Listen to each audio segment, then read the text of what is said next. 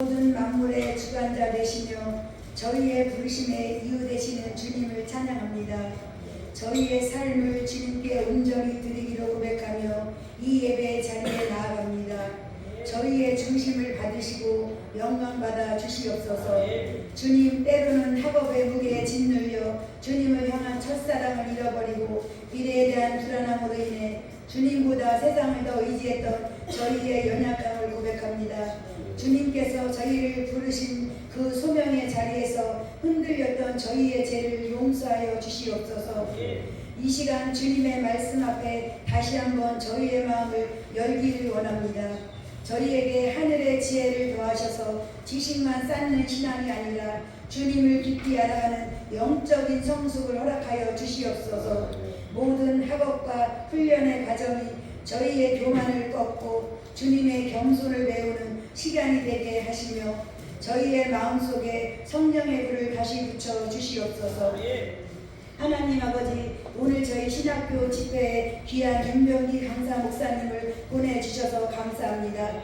말씀을 전하실 목사님에게 성령의 충만함을 부어주셔서 그 입술을 통해 선포되는 모든 말씀이 살아있고 운동력 있어 저희의 영혼을 깨우고 삶의 변화를 일으켜 주시옵소서.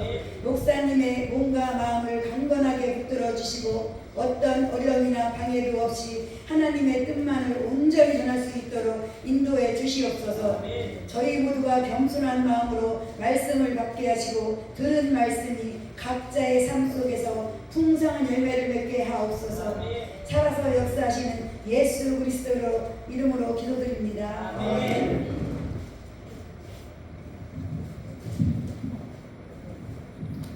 이 시간 모현정 전도사님 나오셔서 성경 봉독해 주시겠습니다.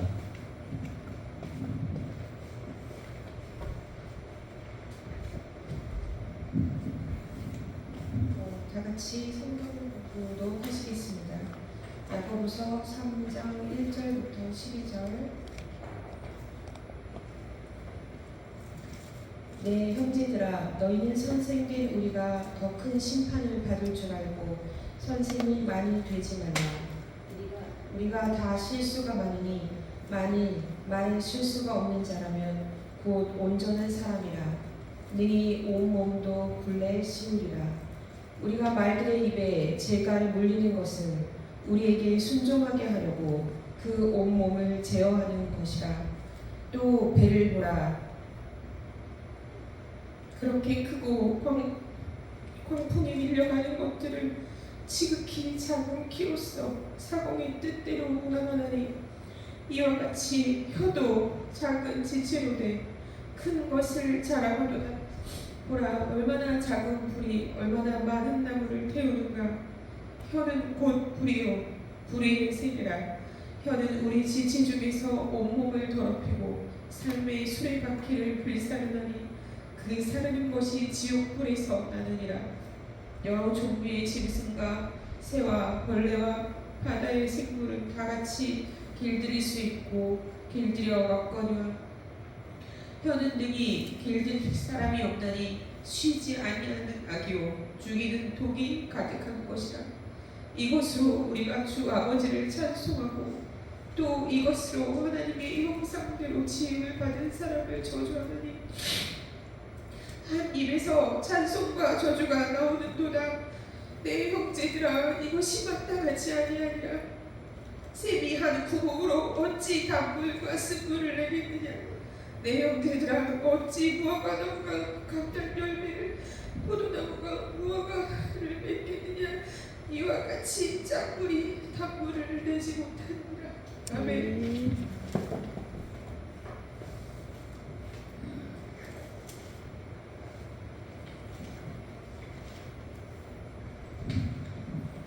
이 시간 원도 성도사 나오셔서 찬양으로 하나님께 영광 드리겠습니다.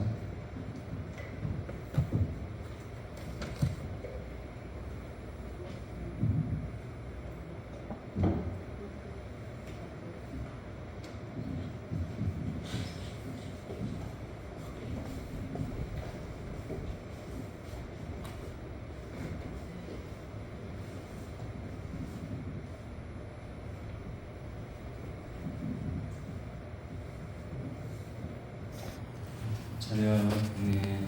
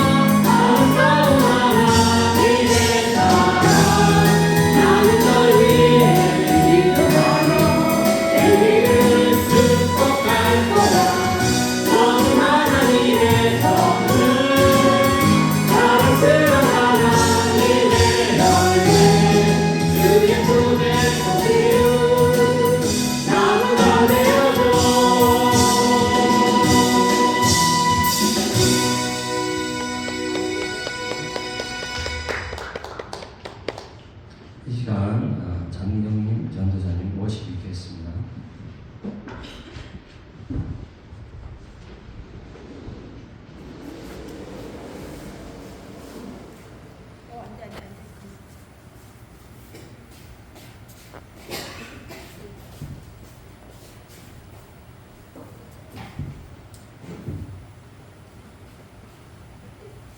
USB driver mode.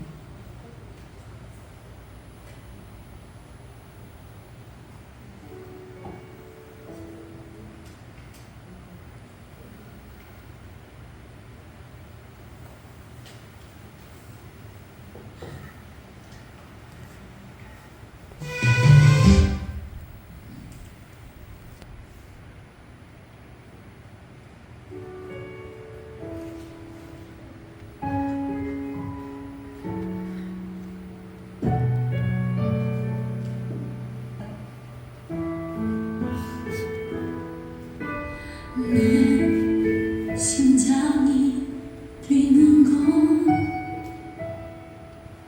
내 호흡이 숨을 쉬는 건 주님이 내게 주신 그 사명 이룰 때 위에 허락하신 것 그 길 멀고 험할지라도 나 끝까지 달려가리라. 날 위해 십자가 오신 생명 버리신 그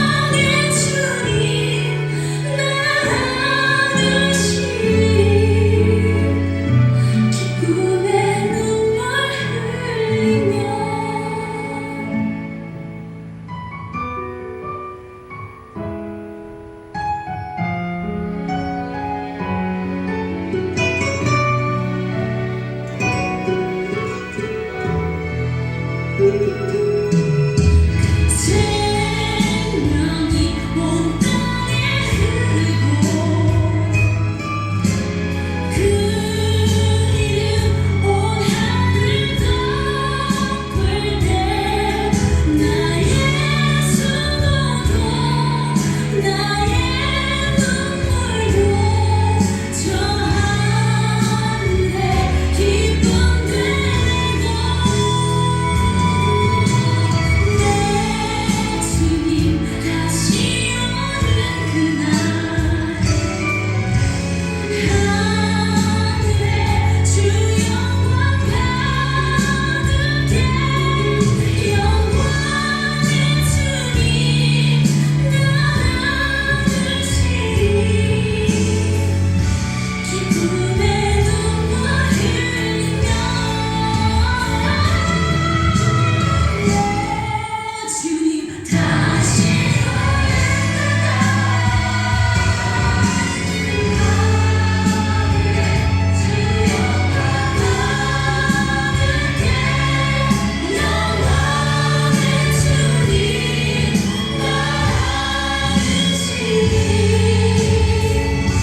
기쁨의 눈물 흘리며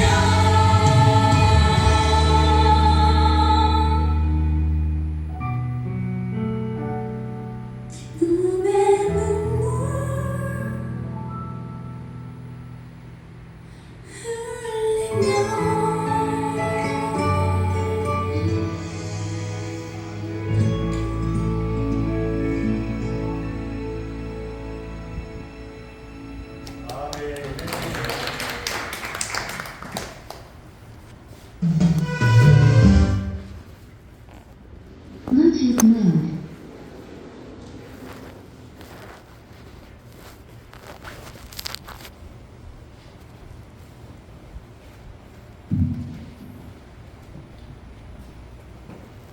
네, 이 시간 윤병기 목사님 나오셔서 언어의 능력이라는 제목으로 말씀 전하실 때 많은 은혜 받으시기 바랍니다.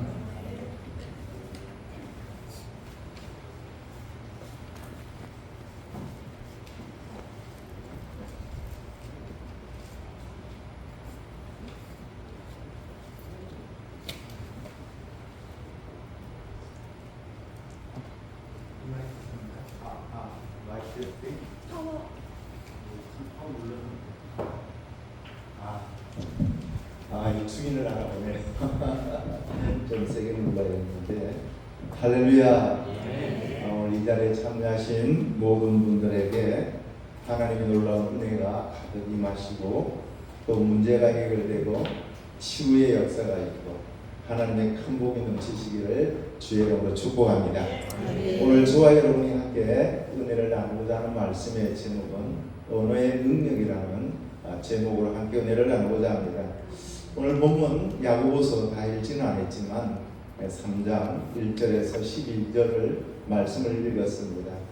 오늘 본문의 야고보서 3장의 말씀 보면 혀는 제어하고 다스려야 한다는 것을 말씀하고 있습니다.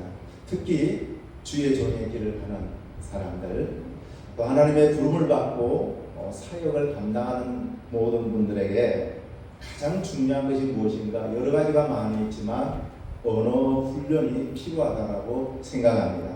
왜냐하면 이 언어를 통하여서 사람이 살기도 하고 죽기도 하고 상처받기도 하고 회복되기도 하고 위로를 받고 생명을 얻을 수 있기 때문에 그렇습니다.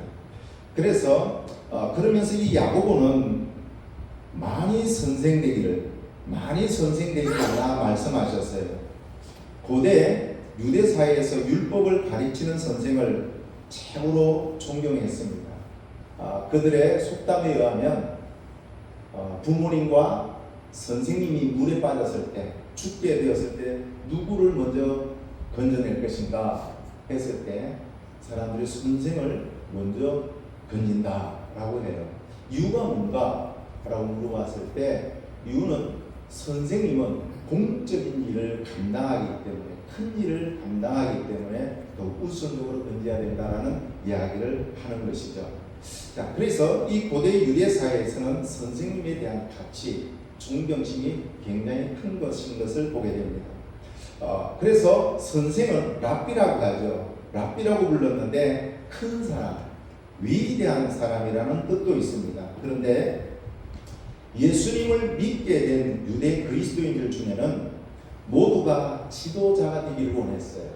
나도 존경과 모든 어떤 많은 사람들의 시선을 주목받는 지도자가 되기를 원했어요.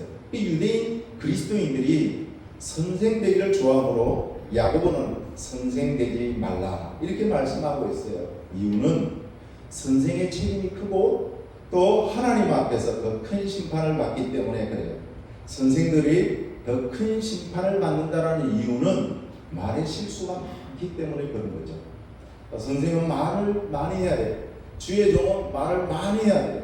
사역을 감당하려고 하면 말을 많이 해야 돼요.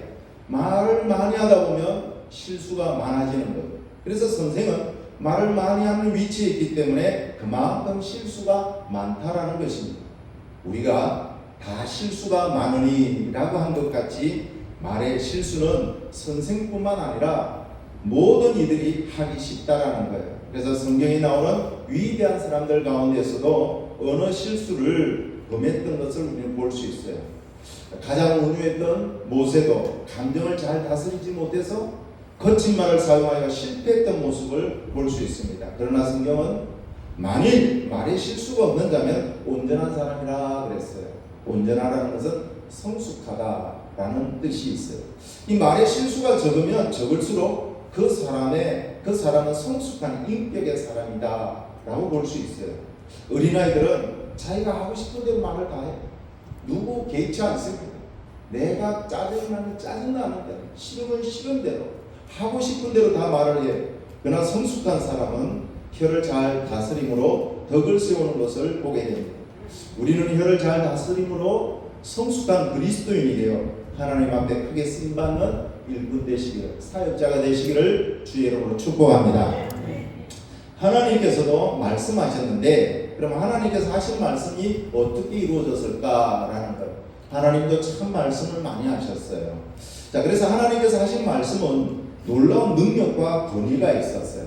하나님의 그 말씀에는, 하나님의 말씀에는 창조가 일어났죠. 성취의 힘이 담겨 있었어요.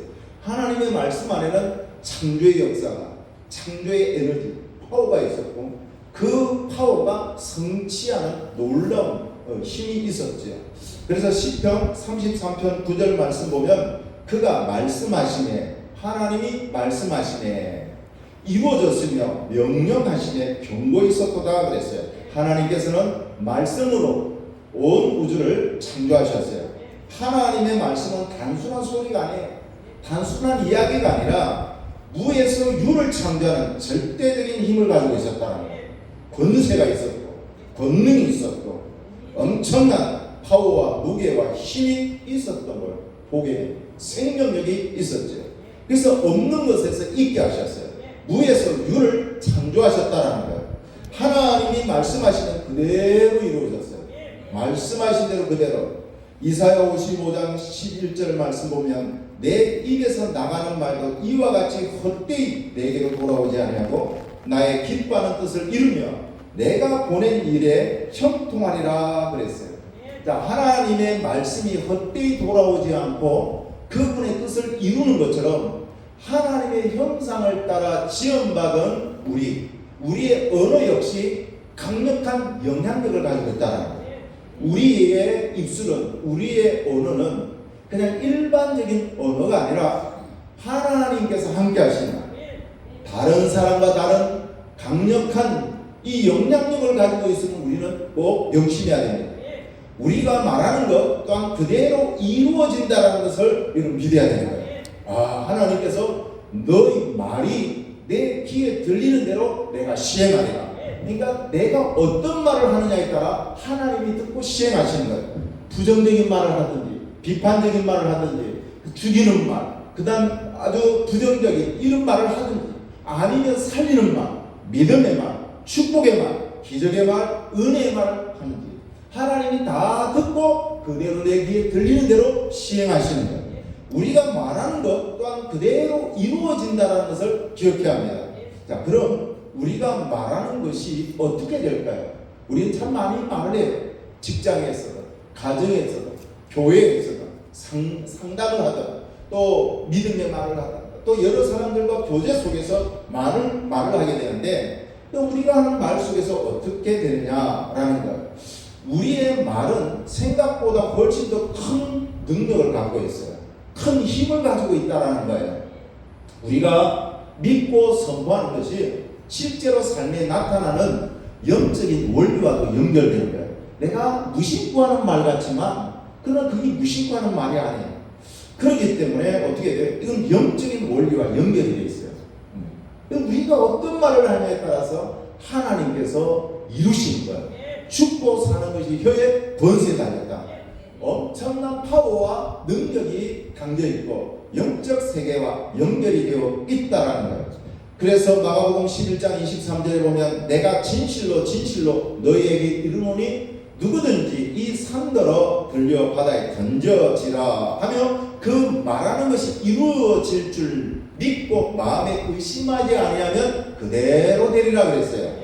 그래서 여러분 이 말씀은 우리의 말이 믿음과 결합될 때, 우리가 말할 때 우리의 언어가 믿음과 결합이 될 때 엄청난 능력이 발휘가 된다는 것을 말씀하고 있어요. 그래서 우리가 어떤 것을 선포할 때 믿음을 가지고 선포해야 됩니다. 다른 사람들은 죽었다, 힘들다, 큰일 났다, 망했다라고 하지만 아니다, 할 수 있다. 왜냐하면 하나님이 함께 하신다. 믿는 자에게 능치 못하심이 없느니라. 믿고 선포해야 됩니다. 믿고 말해야 됩니다. 그래서 우리의 이 언어에 이 믿음이 결합될 때 엄청난 역사가 일어나는 거죠. 우리의 입술에서 나오는 말이 그대로 이루어질 것을 믿고 의심하지 않으면 그대로 여러분 이루어진다는 강력한 약속의 말씀이라는 거예요. 제가 아는 목사님이 계시는데 말씀을 읽다가 너무 은혜를 받은 거예요. 사도 바울이 예수의 흔적을 가졌고 교회를 하나 세우는데도 너무나도 힘든 가운데서도 그는 어떻게 돼요? 하나님의 부르심의 사명을 감당하기 위해서 핍박과 매를 맞고 굶주림과 강도의 위험과 많은 가운데에서도 그는 어떻게 돼요? 예수의 흔적을 짊어지고 그 일을 감당했던 거예요. 그러니까 이 목사님이 하신 말씀 그래요. 나도 바울처럼 정말 예수의 흔적을 갖고 싶다라고 딱 이야기를 했더니 얼마 있다가 이분이 손을 다치는 거예요. 그 손을 다치는 일이 생긴 거예요. 그 흔적을 갖게 되는 거예요. 자기 조카가 있었는데 이 조카가 하도 말을 안 듣고 속썩이는 거예요. 이제 군에 입대하게 되었는데 미움만이 드는 거예요. 이놈의 자식, 이놈의 자식, 공수단에나 떨어져가 실컷 고생이라 해라 이렇게 이야기를 한 거예요.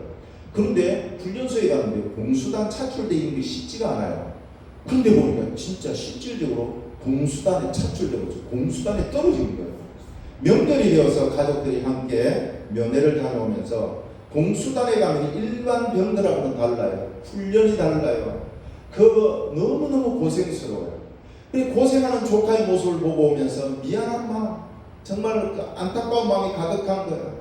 그래서 함부로 말해서는 안 되겠다 라고 고백을 하더라고요. 이렇게 우리가 무심코 내뱉는 말이 얼마나 중요한지 보여주고 있다는 거예요. 우리는 말하는 대로 이루어지는 강력한 원리 속에서 살고 있어요. 지금 여러분 내가 살아가는 공간, 내가 살아가는 환경 속에 이 모든 것에는 이 원리, 내 말에 따라 어떤 것들이 작용하고 움직이고 있다는 것을 우리는 알아야 되는 거예요. 자, 그러면 우리의 말이 중요한 이유가 뭘까요? 왜 우리 말이, 우리 언어가 중요할까요? 우리의 언어는 단순한 소리가 아니에요. 단순한 소리가 아니에요. 언어는 우리의 내면을 드러내요. 그래서 우리가 사람이 마음에 가득한 것이 입으로 나오니라 그랬어요. 말을 들어보면 그 사람의 속마음을 알 수 있는 거예요. 그래서 여러분 내면을 드러내고 또 다른 사람에게 영향을 끼치는 강력한 도구라는 거예요. 우리 혀가, 우리의 입이 다른 사람에게 영향을 미치는 엄청난 도구가 되는 거예요. 그래서 마태복음 12장 3절의 말씀에 나무도 좋고 열매도 좋다 하든지 나무도 좋지 않고 열매도 좋지 않든지 하라. 그 열매로 나무를 먹느니라. 독사의 자식들아, 너희는 악하니 어떻게 선한 말을 할 수 있느냐. 이는 마음에 가득한 것을 입으로 말합니다. 선한 사람은 그 쌓은 선에서 선한 것을 내고 악한 사람은 그 쌓은 악에서 악한 것을 내느니라 그랬어요. 사람의 말은 그 사람의 마음을 나타내고 그 사람의 인격이 포함된다라고 조금 전에 말씀을 드렸어요. 자, 선한 사람, 선한 마음을 가진 사람은 선한 말을 하고 악한 마음을 가진 사람은 악한 말을 하게 되어 있어요. 우리의 신앙의 인격도 말로 표현되는 거예요. 우리의 언어를 통하여 그 사람의 인격이 표현되고 그 마음이 드러나고 그 사람의 삶이, 가치관이, 철학이, 이념이, 사상이 드러난다라는 거예요. 그래서 야고보서 3장 2절에 보면 우리가 다 실수가 많으니 만일 말에 실수가 없는 자라면 곧 온전한 사람이라 능히 온몸도 분례를 씌우니라 라고 말씀하고 있어요. 말의 실수는 서로의 관계성을 깨뜨리죠. 우리가 그냥 무심코 내뱉은 말로 인해서 관계성이 끼어져요. 상처를 받게 되는 거예요. 깊은 상처를 남기고 아픔을 남겨요. 그리고 회복하기 어려운 결과를 초래하기 때문에 언어 사용은 굉장히 중요한 거예요. 특히 주의 종교에 길에 가는 사람들은 말을 많이 하게 돼요. 설교도 해야 되고 말씀도 가르쳐야 되고 성경 공부도 해야 되고 상담도 해야 되고 다른 일반인들보다 말을 많이 해야 돼요. 그렇기 때문에 이 언어도 훈련되어야 되는 거예요. 그래서 믿음의 말, 축복의 말, 긍정의 말, 정말 지지하는 말을 해나갈 때 사람들이 그 언어를 통하여 믿음이 결합되어 놀라운 역사가 일어나는 거예요. 그래서 잠언 18장 20절에 보면 사람은 입에서 나오는 열매로 말미암아 배부르게 되나니 곧 그의 입술에서 나오는 것으로 말미암아 만족하게 되리라 그랬어요. 이 사람은 자신의 뱉은 말의 결과를 스스로 거두게 된다는 거예요. 열매를 거둬요. 내가 부정적인 말을 하면 부정적인 것을 거두고 축복의 말을 하게 되면 축복을 거두게 되고 그 말의 결과로 스스로 거두게 되는 거예요. 지혜로운 말은 풍요롭죠. 그리고 만족을 가져오지만 함부로 내뱉는 말은 후회와 고통을 남기게 된다는 거예요. 아픔을 남기게 된다는 거예요. 마태복음 18장 27절 말씀 보면 그 종의 주인이 불쌍히 여겨 놓아 보내며 그 빚을 탕감하여 주었더니 그랬어요. 이 종은 엄청난 빚을 지었어요. 정말 자기가 평생 갚아도 갚지 못할 빚이었다라는 거예요. 그런데 말 한마디에 종은 주인으로부터 1만 달란트의 큰 빚을 다 탕감받게 되었어요. 우리 속담에도 이런 말이 있죠. 말 한마디에 천냥빚을 갚는다라는 우리 격언이 있습니다. 우리의 언어에는 상황을 바꿀 수 있는 힘이 있어요. 할렐루야. 상황을 바꿀 수 있는 힘. 그래서 우리가 어떤 모든 사물을 보든지 환경을 보든지 문제로 보지 않고 위기가 기회로 보고 하나님의 응답을 보고 여러분 축복으로 보고 일하심을 보고 말을 할 때 하나님께서 그 말을 들으시고 행하시는 거예요. 그래서 잠언 20장 15절에 보면 세상에 금도 있고 진주도 많거니와 지혜로운 입술이 더욱 귀한 보배니라 그랬어요. 사람들은 금을 추구하고 재물을 추구하고 다른 것들을 소중하게 여기지만 하나님께서는 지혜로운 입술이 더 보배롭다, 더 귀하다, 그 진주보다 그 보물보다 값지다라고 말씀하셨어요. 세상에는 금도 있고 진주도 있지만 지혜로운 말은 세상의 어떤 보물보다 더 귀하다라고 말씀하고 있습니다. 그래서 출애굽기 16장 9절 말씀 보면 여호와께서 너의 원망을 들으셨으니라 그랬어요. 들으셨다고. 무엇을 들었어요? 원망을 들었다라는 거예요. 하나님께 감사를 드리고 영광을 올려드리고 하나님 앞에 정말 응답을 올려드리고 기쁨을 올려드리고 올려드려야 되는데 원망을 하는 거예요. 하나님께서 우리의 말을 다 듣고 계시죠. 선한 말이든 악한 말이든 여러분 심지어는 무심코 내뱉은 불평까지도 하나님 다 듣고 계셔요. 그래서 마태복음 12장 36절에 보면 내가 너에게 이르노니 사람이 무슨 무익한 말을 하든지 심판날에 이에 대하여 심판을 받으리니 그랬어요. 내 말로 어렵다함을 받고 내 말로 정죄함을 받으리라. 우리가 한 말은 무슨 말이든 마지막 때 여러분 심판을 받는다는 거예요. 그래서 우리의 말이 진실하고 선한지 아닌지 아니면 거짓되고 악한지 말한 대로 심판을 받는 거예요. 어떤 분은 보면 그 입에서 얼마 독사의 독이 나오는 거예요. 그냥 저주가 나오고 무서운 말들이 나오는 거예요. 우리는 생명수가 흘러나와야 될 줄 압니다. 그러므로 우리는 함부로 말해서는 안 되는 거예요. 잠언 12장 18절 말씀 보면 칼로 찌름같이 함부로 말하는 자가 있거니와 지혜로운 자의 혀는 양약과 같으니라 그랬어요. 말은 양약, 치유의 역사가 일어나는 거예요. 할렐루야. 그래서 실망하고 좌절하고 절망한 사람들에게 우리의 언어가 전달될 때, 우리의 믿음이 전달될 때 양약이 되어서 치유가 되고 회복이 되고 살아나고 정말 그런 역사, 놀라운 역사가 있기를 축복합니다. 자, 그래서 하나님께서 양약과 같다. 우리의 말은 그 자체로 힘을 가지고 있다는 거예요. 내 언어에는 자체가 힘이 있다는 거예요. 왜? 믿음이 결합되어 있기 때문에 엄청난 역사, 능력이 있는 거예요. 우리는 우리의 혀는 상처를 주는 도구가 되어서는 안 된다는 거예요. 상처가 주는 도구가 될 수도 있고 또 상처를 치유하는 도구가 될 수 있는데 우리는 상처를 치유하는 도구가 되어야 될 줄 압니다.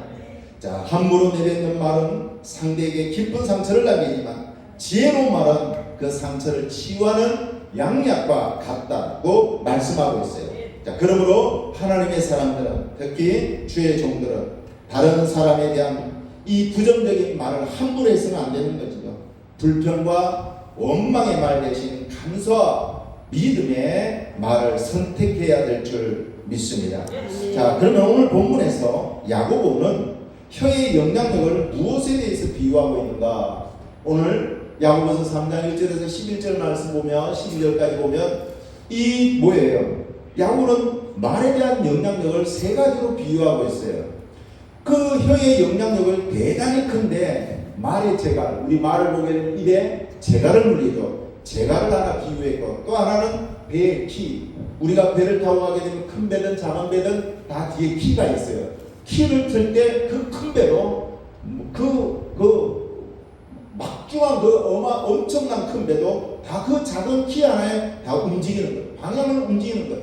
또 불에 비유했어요. 그러니까 야고보서는 세 가지 비유를 했잖아요. 말의 재갈과 그 다음에 또 뭐예요? 배의 키와 그리고 불로 비유했어요. 자, 이 세 가지 비유는 어떤 영향력을 가지고 있을까요? 첫째, 말의 재갈이에요. 말의 재갈. 그래서 3장 3절 말씀 보면 야고보서 우리가 말들의 입에 재갈을 물리는 것은 우리에게 순종하게 하려고 그 온몸을 제어하는 것이라 그랬어요. 말은 사람보다 훨씬 힘센 동물이에요. 말 뒷발에 차이면 여러분 그때 그 동물의 왕국인 어떤 그 세계를 보니까 그 사자가 갈비뼈가 부러졌는가 봐요. 그래서 걷지를 못하더라고요. 이제 그러면 이제 밀리면서 죽게 되는 거죠. 그런데 힘센 동물이지만 작은 재갈, 입에 하나를 딱 물리게 되면 거대한 몸 전체를 다스리게 된다는 거예요. 그리고 그 재갈을 물리게 되면 앞으로 달리기도 하고 정지시키기도 하고 좌로도 우로도 움직일 수 있다는 거예요. 이것은 혀가 비록 작지만 우리의 혀가 비록 작지만 우리의 온몸과 삶의 방향을 다스릴 수 있음을 비유로 말씀하고 있어요.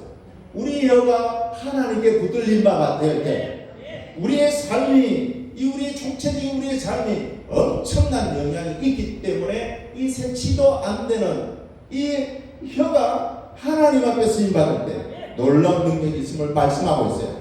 마치 여러분 곱비 풀린 망아지가 제멋대로 뛰어다니는 것처럼 통제되지 않는 혀, 통제가 되어야 되는데 통제되지 않는 혀는 우리의 삶을 걷잡을 수 없는 방향으로 이끌고 가기 때문에 다스릴 수가 없게 된다는 거예요. 이렇게 혀를 다스림으로 온몸을 다스릴 수 있게 된다 말씀하고 있어요. 두 번째는 배의 키예요.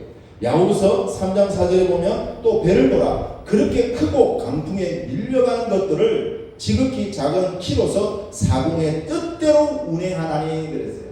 작은 키 가지고 뜻대로 배를 다 움직이는 거예요.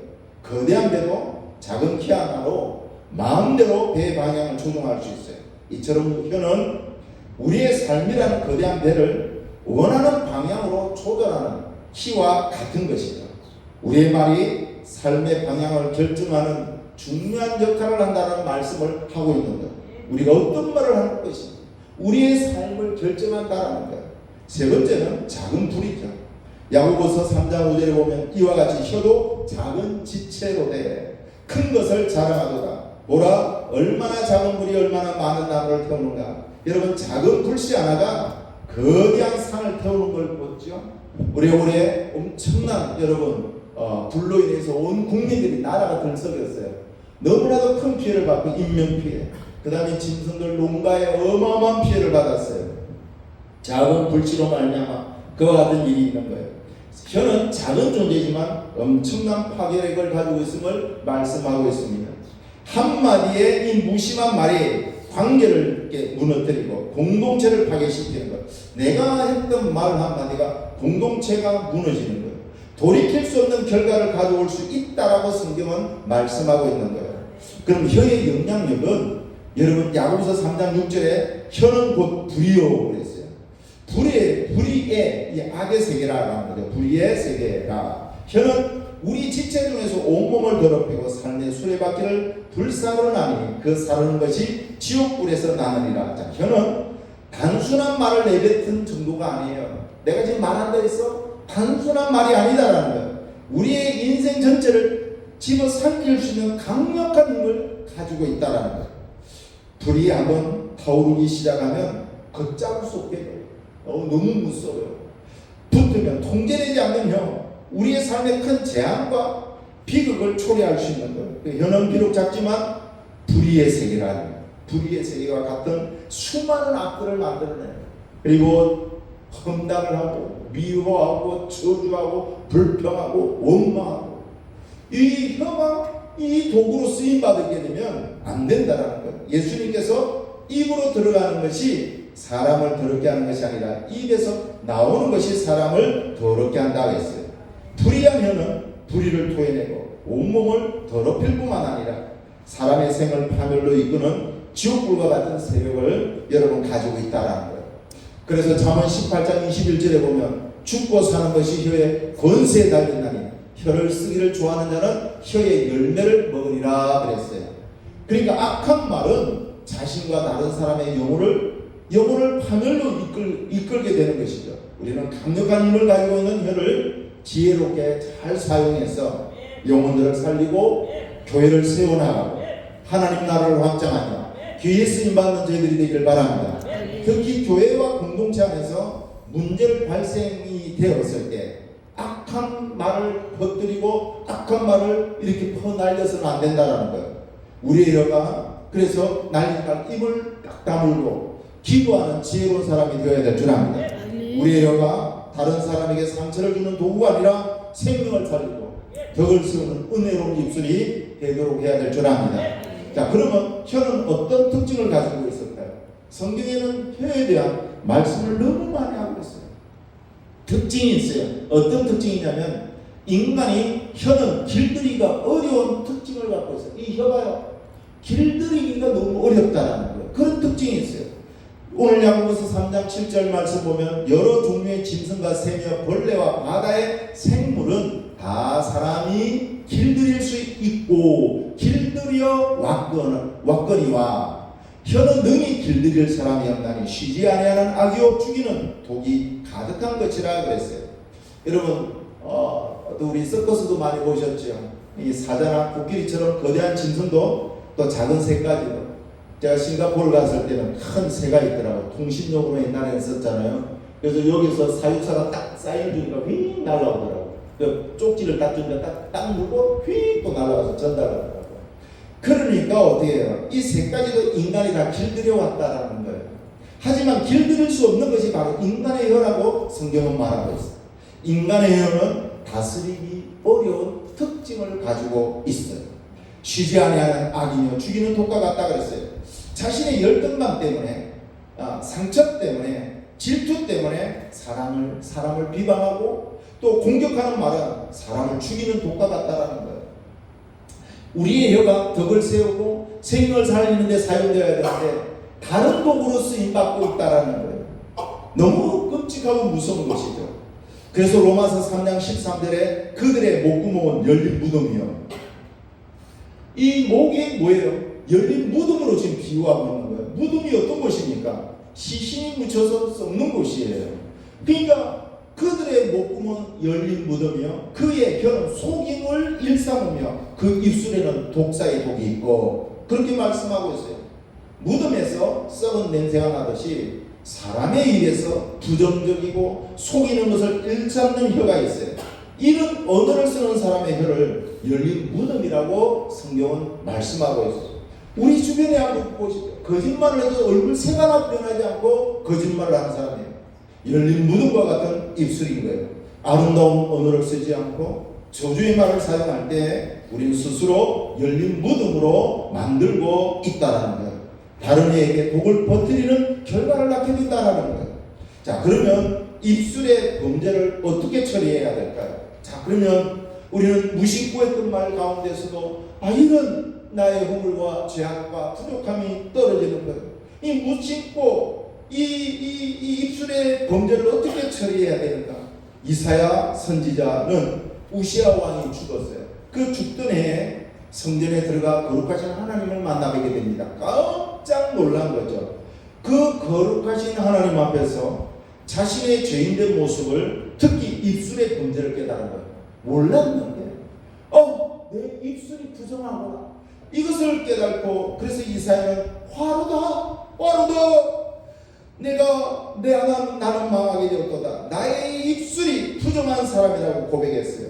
이때 천사가 제단 숯불을 가져와서 이사야 선지자의 입을 대었더니 이사야는 정결케 되었어요. 이사야의 입술이 정결하게 된 것처럼 우리는 성령의 불로 우리 입술을 태우고 정결해야 될 줄 압니다. 그래서 우리 입술이 더러운 말을 내뱉는 무덤이 아니라 생명과 축복을 선포하는 거룩한 도구가 되어야 될 줄 압니다. 하나님의 일하심을, 생명을, 구원을, 사랑을, 은혜를, 주님의 마음을 선포하는 그런 입술이 되어야 되는 거예요. 그리고 한 입으로 두 종류의 말을 해서는 안 된다는 거예요. 사람들은 한 입으로 두 종류의 말을 해요. 여러분, 야고보서 오늘 3장 9절에 이것으로 우리 주 아버지를 찬송하고 또 이것으로 하나님의 형상대로 지원받은 사람을 저주하느니라 그랬어요. 입은 하나인데 한 입으로 찬송하고 한 입으로 저주하고 있다는 거예요. 한 입으로 찬송과 저주가 나는 것보다 내 형제들아 이것이 마땅하지 아니하니라. 하나님께서 마땅하지 않다고 했어요. 생이 한 구멍으로 어찌 단물과 썰물을 내겠느냐 그랬어요. 야고보는 그리스도인들이 한 입으로 찬송과 저주를 동시에 하는 모습을 지금 지적하고 있는 거예요. 봐봐, 자연 세계도 이렇게 하지 않는데 인간이 그러면 안 된다라는 거예요. 한 입에서 두 종류의 말이 나오는 것이 마땅치 않은 걸 지금 말하고 있어요. 그래서 두 가지로 비유했죠. 하나는 샘물로 비유했어요. 야고보는 샘이 한 구멍으로 어찌 단물과 쓴물을 내겠느냐라고 했어요. 여러분, 한 샘에는 단물이 나오거나 짠물이 나오거나 둘 중에 하나만 나와야 돼요. 한 근원에서 두 가지 다른 성질의 물이 나올 수 없다라는 거예요. 우리의 입술도 하나님을 찬양하면서 동시에 사람을 저주할 수 없다라는 거예요. 사람을 저주할 수 없는 거예요. 대전에는 유명한 것이 있어요. 유성 온천입니다. 유성 온천에 가면 뜨거운 물이 벌벌 나와요. 온천수예요. 근데 찬물이 나오고, 그럼 한 구멍에서 왜 찬물과 뜨거운 물이 나와요? 어떤 분은 그렇게 질문을 해요. 아니에요. 다 한 구멍이 하나예요. 왜 그럴까요? 뜨거운 물이 나오지만 기계가 뜨거운 물을 식히는, 찬물로 변환시키는 막힌 기계가 있어요. 그래서 여러분 그것을 식혀서 찬물로 빼는 거예요. 그러니까 찬물도 온천수예요. 뜨거운 물도 온천수. 할렐루야. 여러분, 자연계도 이와 같이 한 구멍에서 하나가 나오는 거예요. 무화과나무 강남 열매를, 이 무화과나무가 강남 열매를 맺을 수가 없고 포도나무가 무화과 열매를 맺을 수 없다고 했어요. 좋은 나무에서 좋은 열매가 맺히고 나쁜 나무에서 나쁜 열매가 맺히는 법이에요. 여기에서 열매는 우리의 말을 뜻하는 거예요. 열매를 무엇을 말하냐면 먹는 실과를 말하는 것이 아니라 우리의 언어를 말하는 거예요. 우리의 말이 열매라는 거예요. 그래서 내가 했던 말로 배부르게 되는 거예요. 어떤 말을 할 것입니까? 앞으로 우리가 사역을 할 때 교회에서, 가정에서 어떤 말을 하실 거예요? 항상 하나님 그 마음에 믿음을 심고 믿음을 선포하고 하나님의 기적과 은혜를 말해야 될 줄 압니다. 그래서 우리의 말이 말이 열매인데 예수님께서 바리새인들에게 말했잖아요. 이 독사의 자식들아, 너희는 악함이 어떻게 선한 말을 낼 수 있느냐? 악한 것이 가득한데 마음이 가득한 것이 입으로 나와요. 악한 것이 나오는데 선할 수가 없다라는 거예요. 선한 사람은 그 쌓은 선에서 선한 것을 내고 악한 사람은 그 쌓은 선에서 뭐예요? 악한 사람은 악한 것을 내고 선한 사람은 선한 것을 낸다고 했어요. 만일 그 사람이 선하면 그 말도 분명히 선할 거예요. 만일 그 사람이 악하면 그의 말도 분명히 악할 거예요. 그래서 이렇게 한 근원에서 두 가지가 나타날 수 없다라는 거예요. 열매의 종류가 나무의 형태를 말하는 거예요. 딱 열매를 보고 저 나무가 무슨 나무다 알게 되는 거예요. 물의 성질이 물의 근원을 말하는 거예요. 물을 딱 보고 저 물은 어떤 물이다. 근원을 알 수 있는 거예요. 그리스도인들은 하나님께서 주신 새 생명을 통해 새로운 생과 새로운 나무가 되었습니다. 할렐루야. 우리는 예수 그리스도로 말미암아 새 샘이 되었고 새 나무가 되었어요. 그러므로 우리에게는 단물이 나오고 좋은 열매가 가는 곳곳마다 만나는 사람들마다 회복이 일어나고 치유가 일어나고 하나님의 놀라운 사랑을 경험하는 구원의 역사가 일어나는 일들이 계속 넘치기를 축복합니다. 그러면 우리는 어떤 말을 버리고 어떤 말을 해야 할까요? 5분 안에 마치겠습니다. 어떤 말을 하고 어떤 말을 버려야 되겠습니까? 악한 말을 버리고 선한 말을 해야 됩니다. 그래서 마태복음 5장 11절 보면 나로 말미암아 너를 욕하고 박해하고 거짓으로 너희를 거슬러 모든 악한 말을 할 때에는 너희에게 복이 있나니 그랬어요. 여러분 잠언 16장 24절의 말씀 보면 선한 말은 꿀송이 같아서 마음에 달고 뼈에 양약이 되느니라 그랬어요. 성경은 근심은 뼈를 마르게 해요. 그러나 여러분 우리가 선한 말은 꿀송이와 같고 양약과 같다 했어요. 예수님은 그리스도인에게서 나와서는 안 되는 말이 악한 말이라고 말씀하고 있어요. 악한 말은 다 아시겠죠? 욕설, 저주, 쌍스러운 말 다 포함되는 거예요. 자, 일일이 다 말씀드릴 수는 없습니다. 악한 말은 우리의 영혼을 더럽히는 거예요. 내 영혼이 더럽혀지고 또 다른 사람의 큰 상처를 줄 수 있게 됩니다. 자, 그래서 또 두 번째는 그래서 우리는 이 악한 말을 버리고 상대방의 마음을 위로하고 치유하는 선한 말을 해야 될 줄 압니다. 또 하나는 저주의 말을 버리고 축복의 말을 해야 돼요. 오늘 본문 3장 9절 말씀 보면 이것으로 하나님의 형상대로 지음받은 사람을 저주하나니 그랬어요. 과거에는 참 욕을 많이 했어요. 왜 그런가 했더니 내가 이제 뒤에 보았더니 우리 부모님 세대, 그 다음 그 위에 우리 할머니 세대를 보게 되면 6.25 그 다음에 일제 어떤 그 36년 압박 이를 다 받다 보니까 배움의 길이 없었어요. 또 우리나라가 유교 문화가 있어서 여자는 공부를 안 시켰어요. 제 친구 동생 여동생은 초등학교 국민학교 때였어요. 졸업하고 양말 공장으로 보내더라고요. 그리고 내 친구는 대학까지 다 나왔어요. 그래가지고 큰 기업체로 가게 되었는데 이게 이런 차별성이 있었죠. 근데 옛날에는 이렇게 자녀들에게 또 함부로 말했어요. 배움이 짧으니까 그러겠죠. 애들과 이 연병할 자식, 빌어먹을 자식, 급살맞으려고 무서운 욕을 막 퍼부었어요. 제가 어렸을 때 옆집 아주머니 별명이 뭔 줄 아세요? 욕쟁이 아줌마였어요. 욕쟁이 아줌마. 그 분은 듣도 보도 하지 못했던 그 욕을 퍼붓는데 와 신기할 정도였어요. 여러분 우리가 자녀에게 야단칠 일이 있게 되면 이왕이면 급살 맞을 놈이 아니라 야단칠이 있다면 기왕이면 아이고 이놈 귀한 놈, 아이고 이놈 훌륭한 놈, 아이고 잘될 놈, 아이고 주의 종이 될 사람 그러면 안 되지. 이렇게 말하면 얼마나 좋을까요? 이삭이 아들 야곱을 위하여 마음껏 축복했고 그 축복한 대로 복을 받았다는 거예요. 부모가 자녀에게 축복해야 돼요. 축복권이 부모에게 주어졌다는 거예요. 부모가 자녀를 축복한 대로 이루어진다는 사실을 우리는 기억하고 복을 믿는 말을 많이 해야 될 줄 압니다. 자, 그러면 죽는 말이 아니라 살리는 말을 해야 돼요. 그래 그들의 혀는 죽이는 화살이라 거짓을 말하며 의인의 입은 생명의 샘이라도 악인의 입은 독을 먹은 썸이리라 그랬어요. 자, 우리가 사용하는 말은 사람을 살리기도 하고 죽이기도 하는 힘을 가지고 있어요. 탈무드에 보면 이런 말이 있어요. 말은 손은 없지만 우리 말이 언어가 여러분 손이 없어요. 손은 없지만 말은 멀리 있는 사람도 죽인다고 그랬어요. 말은 손은 없어요.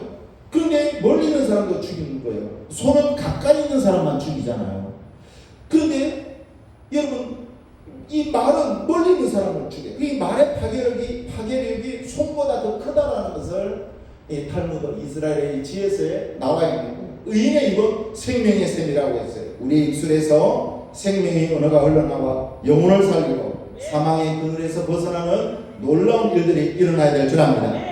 그럼 부정적인 말을 버리고 또 긍정의 말을 해야 되겠죠. 자, 이 말씀을 보게 되면 민수기 13장 30절 보면 갈렙이 모세 앞에서 백성을 조용히 하고 이르되 우리가 곧 올라가서 그 땅을 치자 너희 이기리라 그랬어요.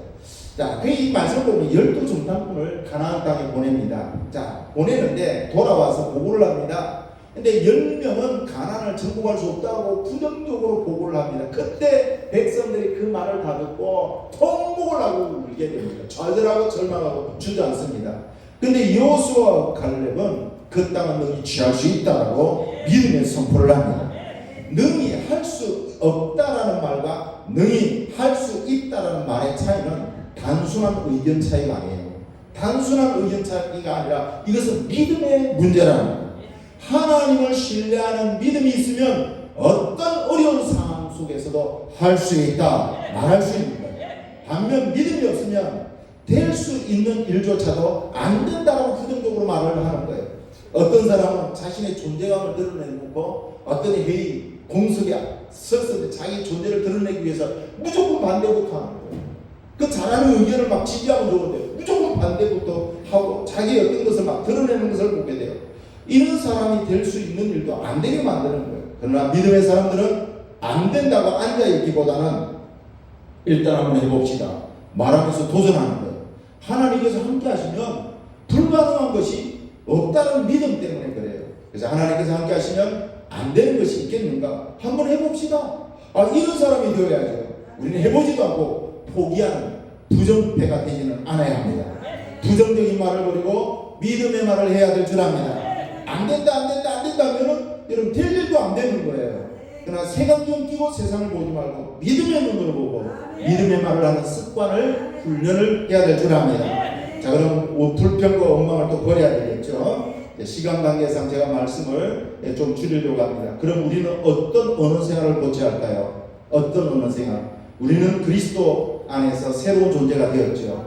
새로운 존재로서 합당한 언어를 사용해야 되는데 부정적인 말을 여러분 고쳐야 됩니다. 안 된다, 못 된다, 어렵다 와 같은 부정적인 말을 버리고 할 수 있다, 잘 될 것이다, 해보자 같은 믿음의 말로 바꿔야 될 줄 압니다. 비난의 말을 고쳐야 되겠죠. 다른 사람을 부족한 점을 자꾸 탓하고 그것만 보는 것이 아니라 좋은 점을 찾아서 칭찬하고 격려하고 지지하는 그런 언어로 바꿔야 될 줄 압니다. 험담과 여러분 원망을 고쳐야 되죠. 험담을 듣거나 여러분 퍼뜨리지 않고 불평과 원망 대신 감사의 말을 선택해야 되는 거예요. 이런 변화를 통해 자신뿐만 아니라 다른 사람들이 힘을 얻고 용기와 기쁨을 얻게 될 줄 믿습니다. 우리는 말할 때 어떻게 말해야 할까요? 예수님이 말씀하시는 것처럼 예수님처럼 말해야 되는 거예요. 예수님처럼 우리의 말이 진실이 아니라 말에도 거짓이 있고 사기성이 있고 있으면 안 된다. 예수님처럼 말해야 되는데 예수님처럼 우리의 말이 진실하고 사랑이 넘치고 덕을 세우는 말이 되어야 될 줄 믿습니다. 상황에 맞는 지혜로운 말을 해야 되겠죠.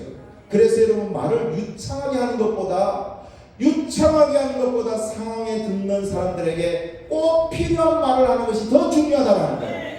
여러분 말을 잘하는 능력도 중요해요. 저도 입술이 참 둔해요. 그래서 저희 아버님이 말이 별로 없어요. 그러니까 제가 말을 잘 못해요. 신학생활 때 얼마나 고민했는지 몰라요.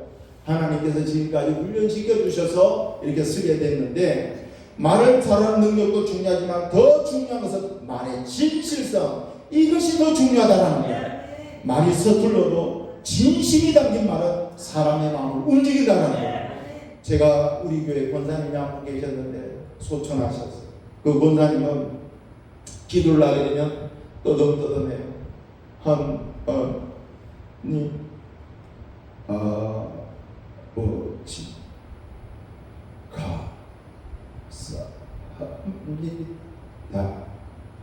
그 말 한마디 할 때 성도들의 심령을